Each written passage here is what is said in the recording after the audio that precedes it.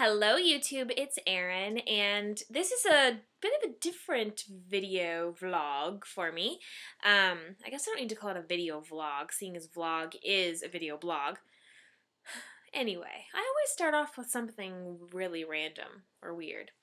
But anyway, the purpose of this video is to talk about sex. Talk about sex and pregnancy. Because it's something that not a lot of people are talking about. I think a lot of people maybe talk about it but aren't honest about it. So maybe they're like, my sex life's fantastic. Even when it's like, you're going through all this like stuff that's just different and abnormal. And, there's stuff that happens on both sides for the man and the woman, So anyway, I wanted to sort of open this up as an open conversation to anyone who wants to have an open conversation about sex during pregnancy. And then you can do that by leaving some comments if anything I'm saying kind of resonates or whatever. Leave me a comment. It actually was prompted because today my friend, I interviewed my friend Jen, who she and I are working on this event for. It's like a virtual event for like pregnant women and new moms, and one of her topic was, what happens to your sex life after pregnancy? So once there's a baby. And so it got me thinking like all the stuff that changes during pregnancy. And so I just wanted to tell you a little bit about like my own experience with it, and my dog is going crazy, without getting too personal, because I'm sure like my mom watching this, hi mom, or my dad, they don't want to know too much about my sex life, but I just think it's so important to talk about it, because seriously, but anyway, so one of the things that's often said about pregnant women is that because we're like super hormonal, we're going to be all like crazy and want more sex than we've ever wanted before. But that's not really true for everybody. For some women, it is. Some women, like, literally, they enjoy it through pregnancy. They want it through pregnancy. And other people, like, don't. Like, they go the opposite way. So, and I think neither is right or wrong or better or worse. I know that if you are the type of person that, like, goes towards the like you don't want a whole lot of sex, then your husband may feel like he got gypped, or your partner, because maybe you don't have a husband, maybe you have a different kind of partner. So but they might feel like they got gypped a little bit, because the myth is that like women are hormonal. So if you're watching this and if you're comfortable sharing, tell me what's been your experience. Have you been like the kind of woman that really, really wants it, or have you not wanted it? For me, I found that my sex drive hasn't decreased or really increased a large amount either.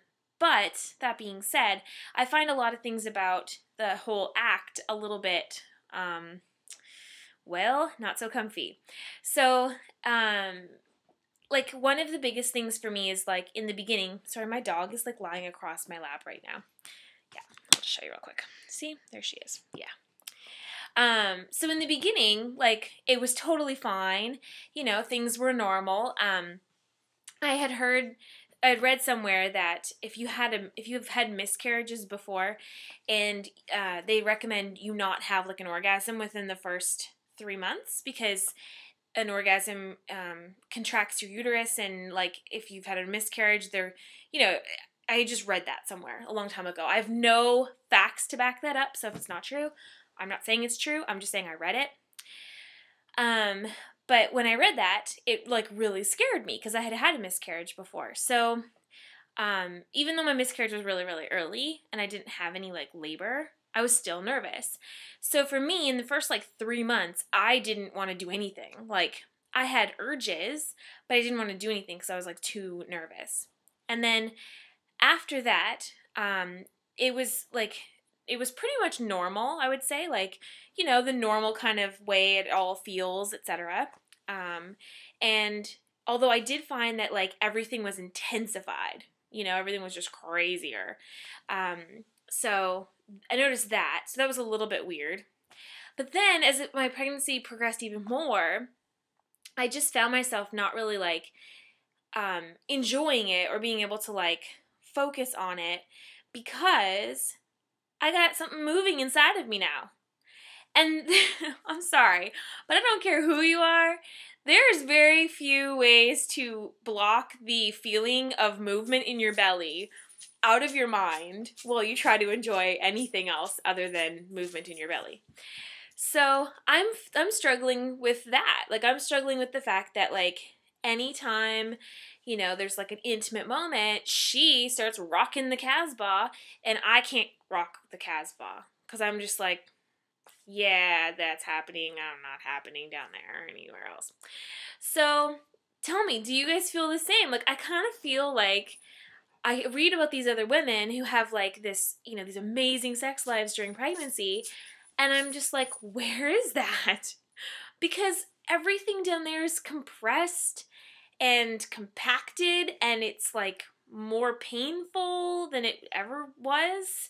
And it's not painful, but like it's just more tougher for things to happen. So it's just like very weird. And, you know, like I just wish it was different. Like, I wish it was the same.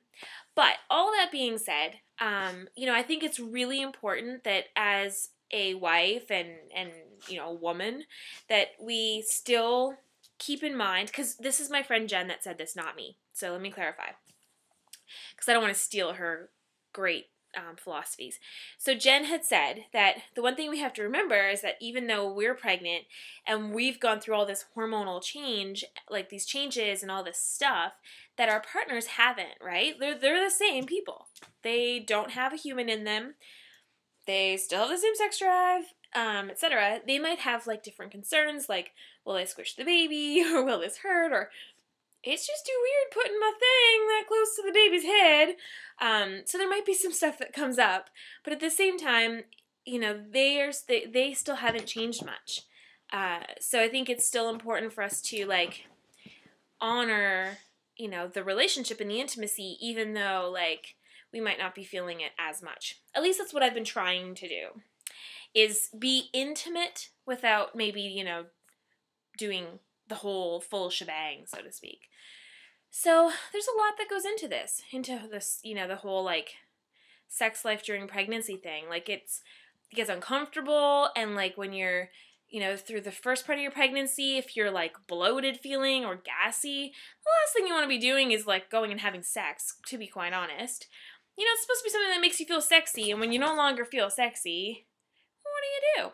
So I just really wanted to make the video because I wanted to just sort of open up the conversation, you know, talk to real women about what they kind of go through and what they feel, what their sex lives are like. If you feel like sharing, you don't have to go into detail, but you know, just kind of have an open conversation, because yeah, I'm feeling a little let down.